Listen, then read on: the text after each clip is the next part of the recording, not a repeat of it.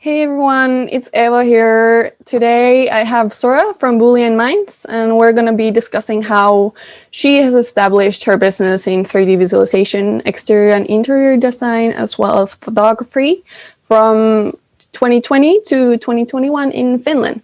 But you know what? I'm getting a little bit ahead of myself. Zora, let's kick it off like this. Could you please briefly introduce yourself and what you do? Well, just to start from the beginning, I think like the design was always my passion.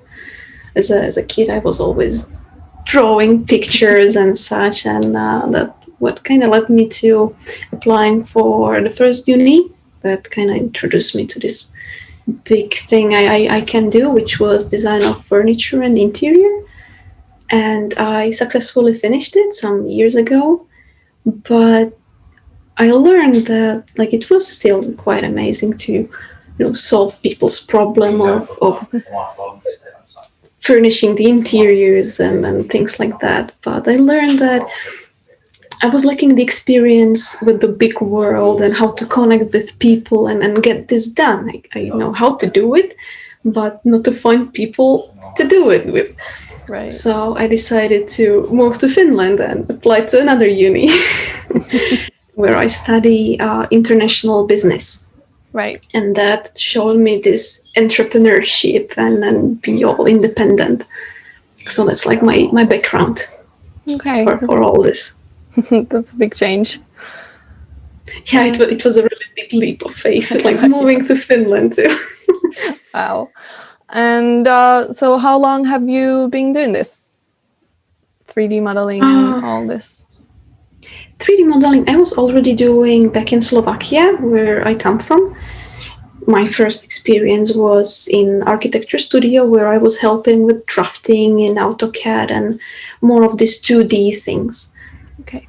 And then in the first uni, where I was doing the interior furniture design, it was this 3D thing, like building upon it. So that was my first experience, and that was already some years ago, like 5 or some years ago. Okay, so a couple of years of experience in the background and everything. Yeah, but this environment is ever so changing, and there is new things coming up, and you need to keep updated.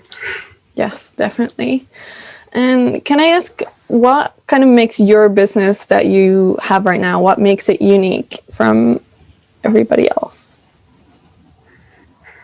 I believe that it's this drive that I feel with experimenting.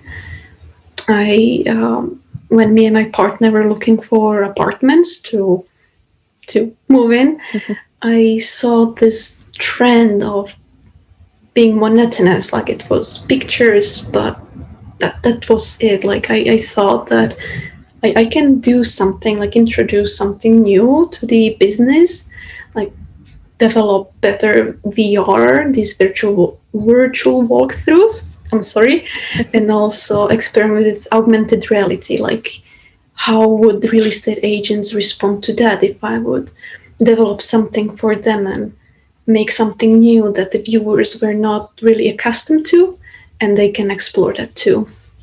Great. And so let's kind of jump back to the very beginning, a couple of months ago when you started your business.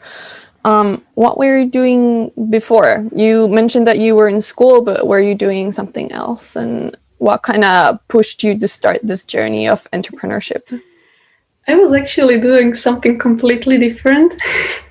I was a personal assistant.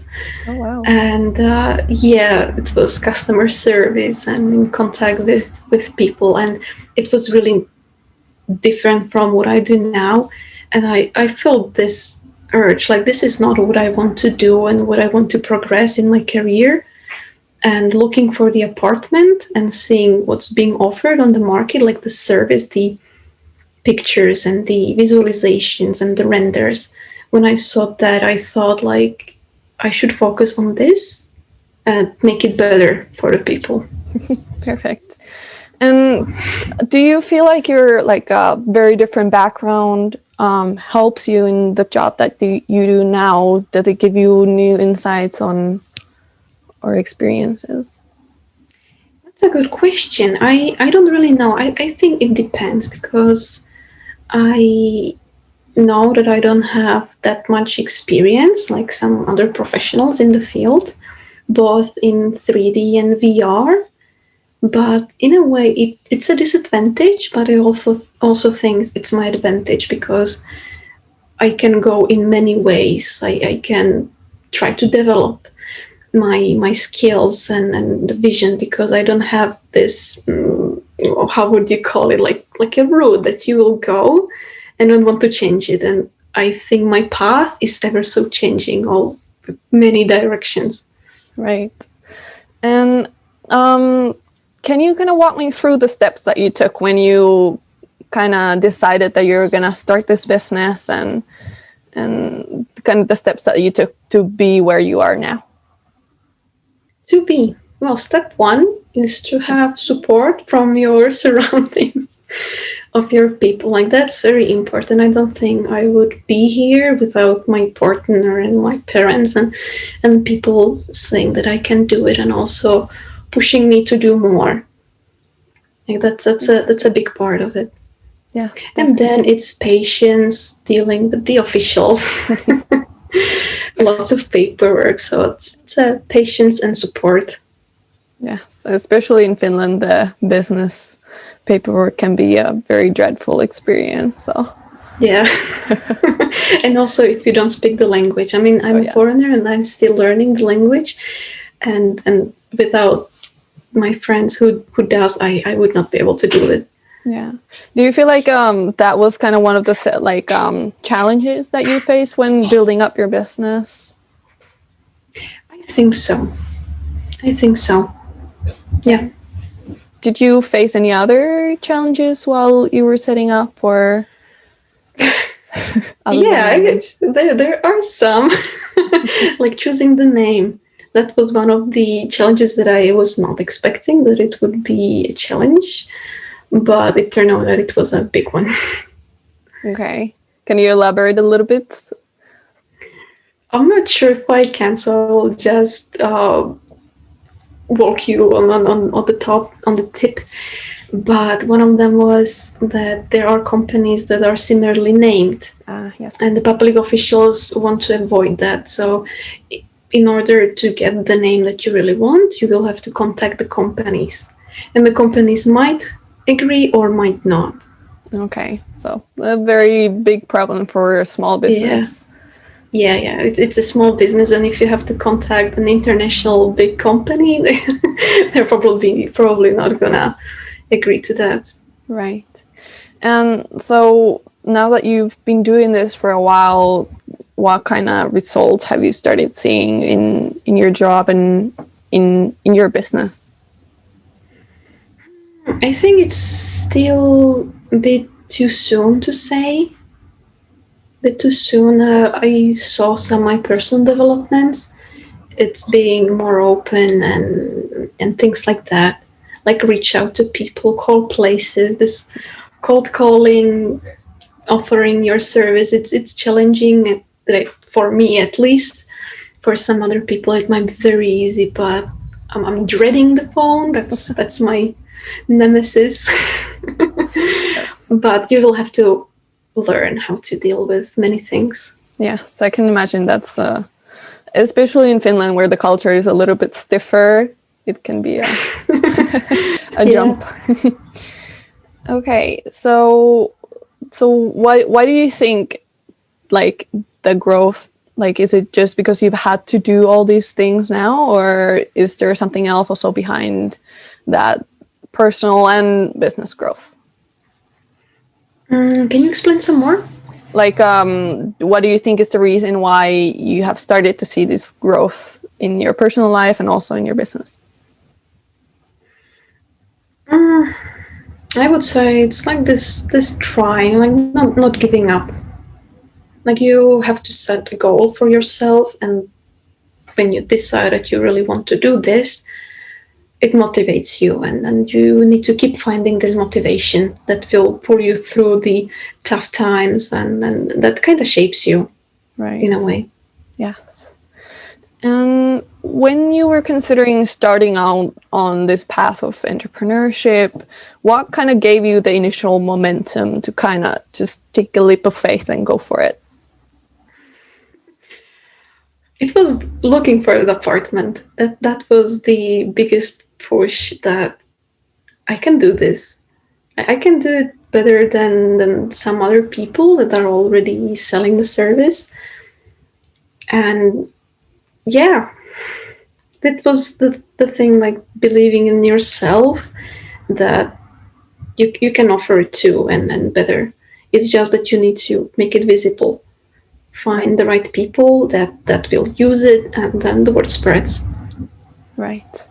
And for other people who are starting on this journey, what sort of help do you recommend they get in their first few months of entrepreneurship? Jeez, gotta give me a moment.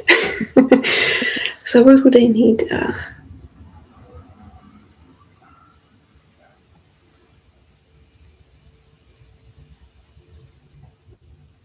I believe it's again the support. If you will need help, there are state services, public services that can help you through the paperwork and these very bureaucratic things, and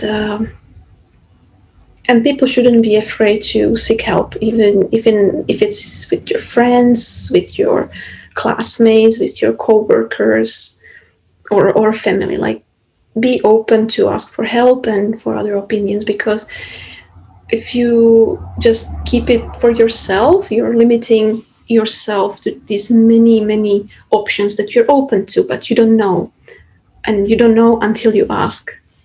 Right. And for people who are like also again starting in this journey, what kind of people do you think could make it in 3D visualization and design, starting their own business? What kind of a person do you think is a good fit? Anyone can do it. It's a muscle that you need to practice, and anyone can lift a weight. It just takes a lot of practice, how heavy the weight is. So if you have the motivation and the drive within you, I believe anyone can do it. Perfect. That's very encouraging. It's a very open idea to work in. Okay, and so why should someone who might be a little bit of on the fence about this leap of faith, taking on this journey, why should they take action right now? Why should they take it? Maybe they need more time. Maybe they shouldn't do it now if they don't feel like they can go through it. I went with this plan because I found the support. I also had the financial support to do it. But I was really sure that I can do it. If people are not entirely sure if their skill is good enough, if their people skills are good enough, or if they don't have enough of support, maybe they should wait a little bit and develop and work on themselves, get employed somewhere different so they can, it's a cliche, but find themselves. You really need to be sure about yourself to do it. Okay, but a person who's sure and has all the support, they should just go for it, right? Go for it. Perfect. And a little bit more on the business side, what is your number one piece of advice for people who are kind of struggling with 3D visualizations or how they present their projects? There are many online tutorials how to do things. If I'm struggling with something, some quirk thing in 3D, I just Google it. There is a bunch of help. I also sometimes ask my teacher in school. There is a 3D course. Sometimes he gives me some tips. I don't know. There are also online courses that you can take to work on your skills. If you don't know how to do specific things, there is so much you can do. If it's either 3D modeling, if it's VFX, if it's this, if it's that. Like each branch of 3D is so deep and so vast that it's like a whole new chapter of your skills. Perfect. Okay, so get help or look for help. Yeah. There is Seek help. Yes. There is help available. Right. Like just at the tip of the finger. Do you think in the 3D visualization field and design field there is a community that you can just go and ask for? Yeah, on many places. Either if it's apparently Reddit has a very good community of of 3D vendors, or that just came to my mind. But there are online communities for each software. Has support, has online community where you can just join, ask for a very specific question, and someone will come and get you through. Perfect. So help is always available. That's very good to know. Yeah, it's just that you need to know what to look for. Yes. As in everything in life, I think.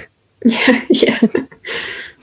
Perfect. So last question, where can people find out more about you and your business online? That's a good question. For now, the business doesn't have any website. I'm building my LinkedIn, business LinkedIn account, where I'm trying to put the things that I'm either working on or offering, like things developing, and also Instagram. There are some temporary websites that I'm using, but they are going to be turned down once I will have official ones. So for now, it's just LinkedIn. Okay. Probably. Okay, perfect. I will link that to the description of this.